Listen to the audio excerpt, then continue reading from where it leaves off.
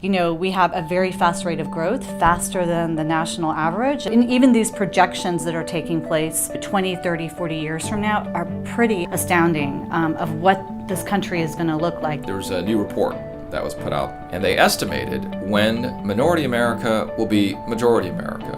That's in 2044.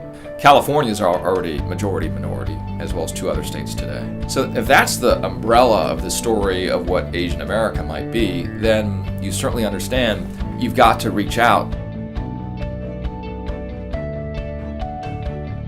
Asian Americans are growing in numbers exponentially, and studies have shown that their consumer buying power is going to reach nearly $1 trillion by 2017, and that's a viable business opportunity for a lot of companies that are not yet investing their marketing messages into this population. We've proven ourselves to be very adept at using technology to reach our own and beyond.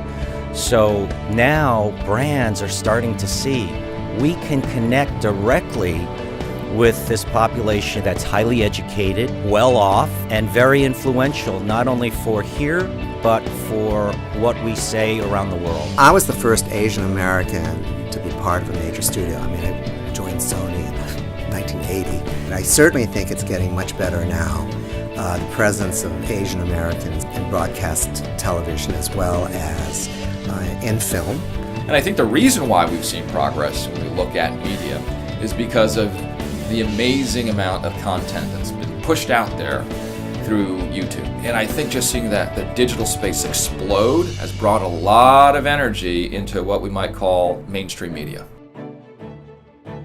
Man, it's such a different kind of climate from when I first got signed even, right? I signed my first record deal in 2002, which was, being seen as a gimmick, or maybe in some cases, people not even giving a chance.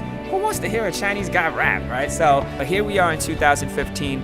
I'm very encouraged when I see young Asian Americans who are passionate about anything. If we're talking about hip hop, cool, but just passionate to pursue something not necessarily traditional or conventional. It's exciting that KPAC now actually has 13 members of Congress who self-identify as Asian American. And Asian American candidates like Congressman Barra, like Tammy Duckworth, like Grace Meng are winning seats in places where the Asian American electorate is not the majority electorate.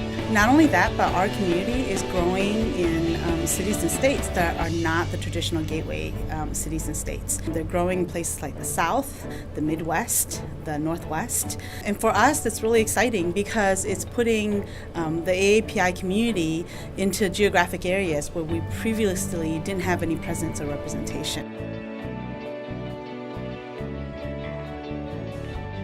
Before President Obama came into office, there had only been 2 Asian American cabinet members in history. He appointed numbers 3, 4, and 5, and when all 3 were serving during the first term, that was the most in history.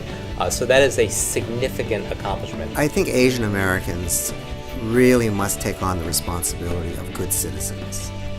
They should really try to explore areas within the political network in which they can help move their particular agenda forward, as well as the overall American agenda. I think having the White House initiative is really an acknowledgement to the Asian American community that they are an important group, and that says something. I mean, that says that there is now a place at the table. AAPI initiative has been very helpful in calling attention to some of the needs that the community faces when it comes to health, but also a variety of other issues.